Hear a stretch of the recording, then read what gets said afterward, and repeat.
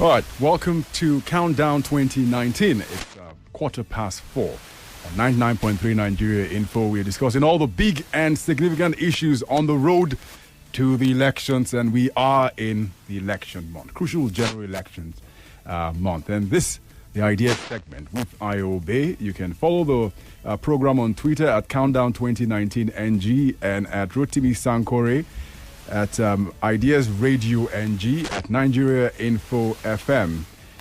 You can also tweet at us on all of these different handles. If you've got questions and comments, you're open to do that also to send in your comments. You can send in your questions also to our WhatsApp number, which is 0809 597 5805 on the Ideas segment. It is the Transparency International Corruption Perception for 2018, the index. We're going to be looking at in the segment.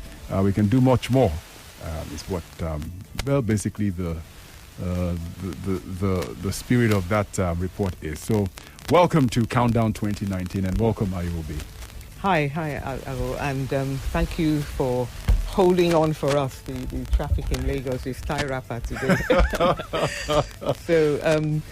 Yes, I think I hope I'm going to be interrogated by my co-presenter on this matter, because when the Corruption Perceptions Index first came out, it was presented as, there's finally some good news. Nigeria has moved up in the rankings.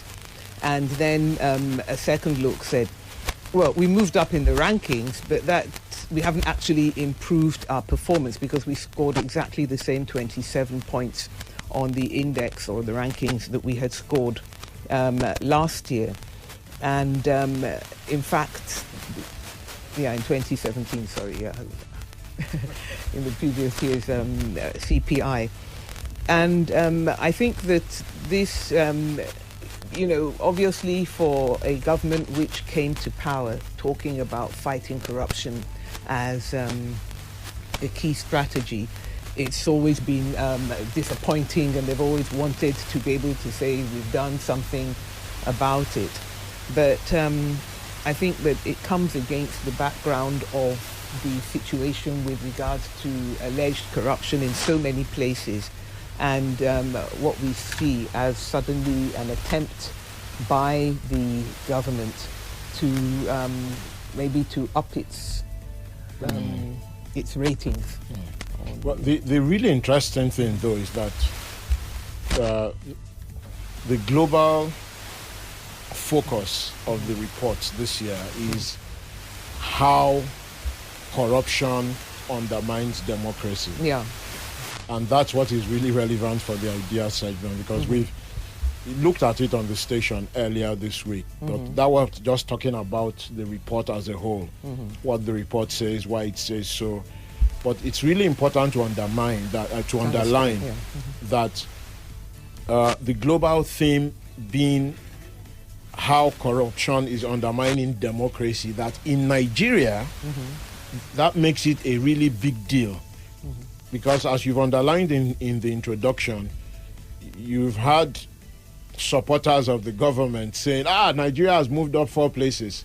But if we're exactly at the same, we have exactly the same marks that we had last year. Yeah. So that means really that the fight against corruption has not made much progress. And if we remember that last year's report, when it came out, we had government people say, no, Transparency International, it can't be right. It can't be right. The same people now are saying that we made progress. Well, I think that, you see, the problem is that I think it's always important to remember that the rating itself is a perceptions index, and it's done by people outside.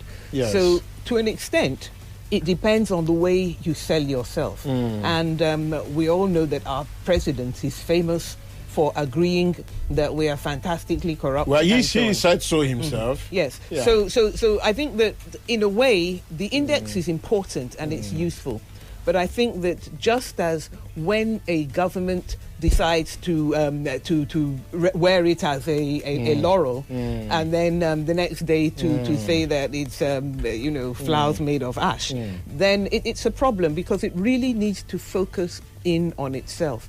And I found it particularly interesting, actually, in the context of the response that was given by the presidency to the comments made by some foreign missions, the United States, the United Kingdom, and the European Union, on the saga regarding the Chief Justice of Nigeria. And they were saying, look, you keep on, maybe you want to have us there as a country that you can always point to and make fun of and say that we're fantastically corrupt. Because, of course, we have to also agree that some of these countries are not doing well on the corruption perceptions index either. And this is why I think it's always, it can be a little bit dangerous to just say we've gone up or we've gone down. The issue is, have we done better? And, because if everybody is really fighting corruption and doing better, you could be at position 180 with a score of 50 or 60. So it's always important that you have to look at the score, except in the context of saying that if the global trend is towards an increase in corruption, then to hold your ground could be seen in some little way as something to say that at least we held the ground. But we all can see that the government's the second part of the government's strategy in regard to corruption, or rather in regard to finger pointing about corruption, is the way that they are emphasizing that we've done more with less. In other words, it's like a sort of saying that the corruption is not stealing everything that should go to the Nigerian people. And this is where its intersection with democracy, I think, comes in. The question of resources in elections is really key to the discussion, because it's sadly almost accepted that if a political party has not been in office before, then they don't have the resources to campaign. And therefore, the people who have been in office and are visible and are using state resources are the only viable party or candidate. It's almost like people... But you see, that road to me is something that we as voters are internalizing. I mean, I think just last week, we had a candidate, Fela Durotoye, who was emphasizing how they had tried to take a very stern and uncompromising approach to the issue of trying to raise their own funds and so on. We saw candidates like Banky W here, who are also in the studio, and he again talked about people volunteering their services. But it is one thing to have that approach as a cerebral commitment, and then it is another thing when you are face to face with the voters. And the issue is that the extent to which you yourself believe it, particularly in the face of those who are who are using the state resources, who are using whether it's state resources that they got from being in office today, or state resources that they were able to lay their hands on through previous contacts. It still means that the whole concept of democracy is something that we as voters have to imbibe. It's not something that we can just fully farm out the blame-wise to the politicians. We have to take a lot of responsibility for ourselves. And I think I would also say, if you look at foreign countries, I mean, we've been seeing the way that countries like the United States, President Trump has raised huge amounts of money for his campaign, because billionaires don't want anybody coming in and talking about tax raises and reminding them that in the 50s and 60s and 70s, tax rates were very high, and so were growth, and inequality was less. So they also have their own their own ways. In our own country, we need to understand that we have a responsibility. In terms of recommendations from the report, Transparency makes it clear that one of the issues that has not been properly dealt with is the origin of huge assets owned by politicians, military and non-military personnel, and public figures. That the origin of these resources has in most cases not been diligently explained to Nigerians, and that unless that is resolved, that the corruption perception is never going to improve. Well, I think that if we leave it to Transparency to define what we will see as corruption, we will be in problem. The reason I say that is because the corruption and the state capture, if I can put it like that, didn't start when we returned to democracy. We all remember ministers of this and that who had golf courses in different but that's why parts they're saying military and non-military. No, I understand. But the point is that as with so many things in Nigeria, when a count is being called, it becomes either an ethnic issue, a religious issue, and we obfuscate.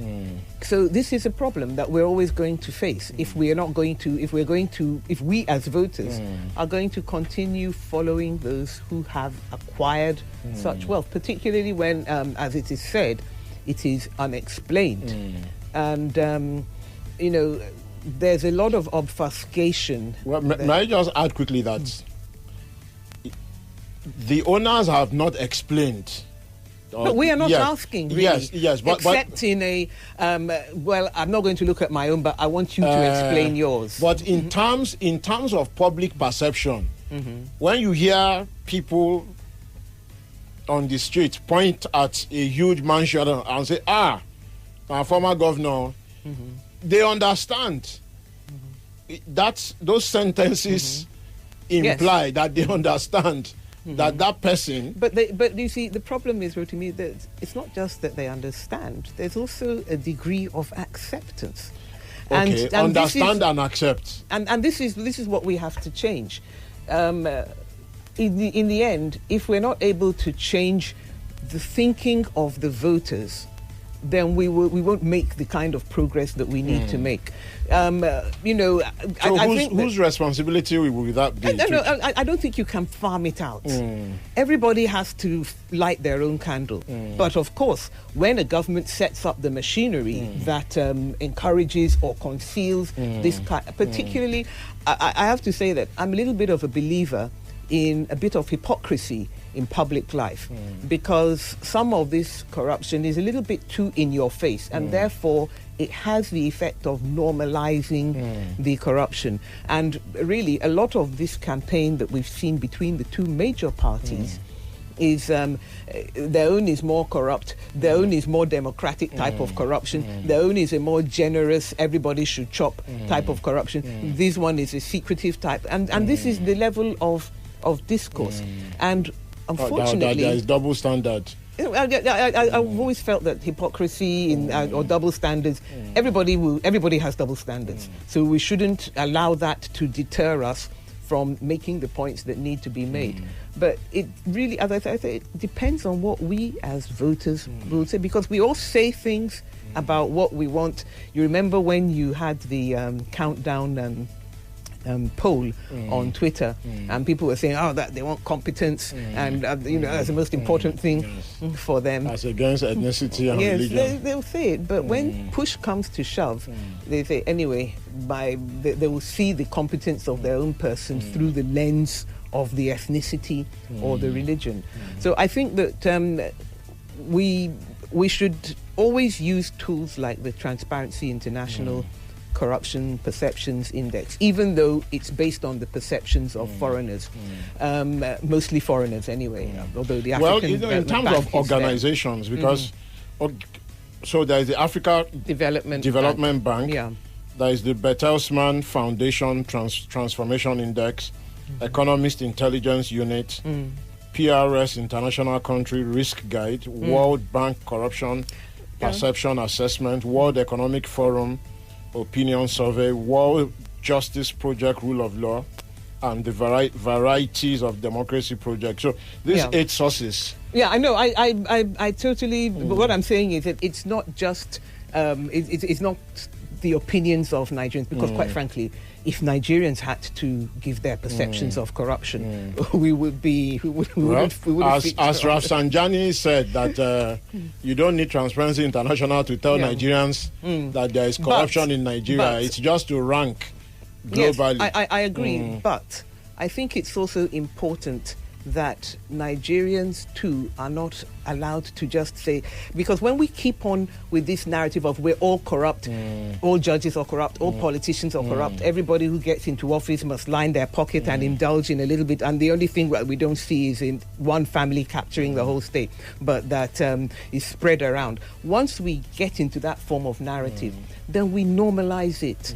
And what I think the last thing I would say is that if this saga of the Chief Justice has told us anything, it's that maybe everybody is not ready to normalize corruption, and say it's not to say whether somebody is where guilt or innocence lies, but just that people are ready to stand up and say we need to get a grip on this thing.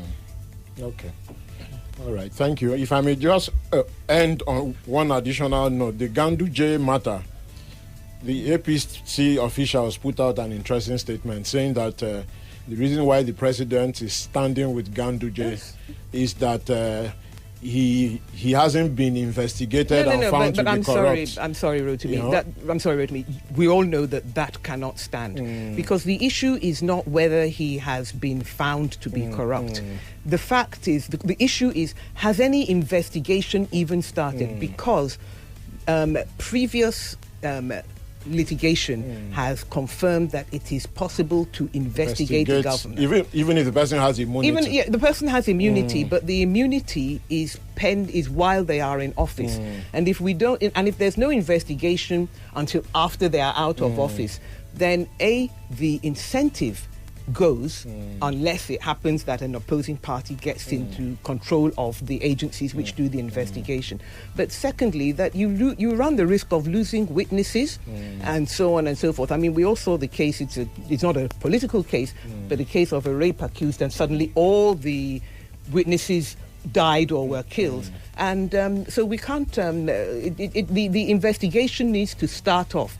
And once that investigation starts, then it cannot lie in the mouth of the president, who will be receiving reports of that investigation to say, I see nothing. I mean, it really won't wash, and certainly with the Nigerian people, I'm afraid. Okay. All right. Thank you so much, Ayobe. All right. So join us again on the Ideas segment. And please also check us out on our website at www.ideasradio.ng, and follow us on Twitter at ideasradiong. Okay. Thank you.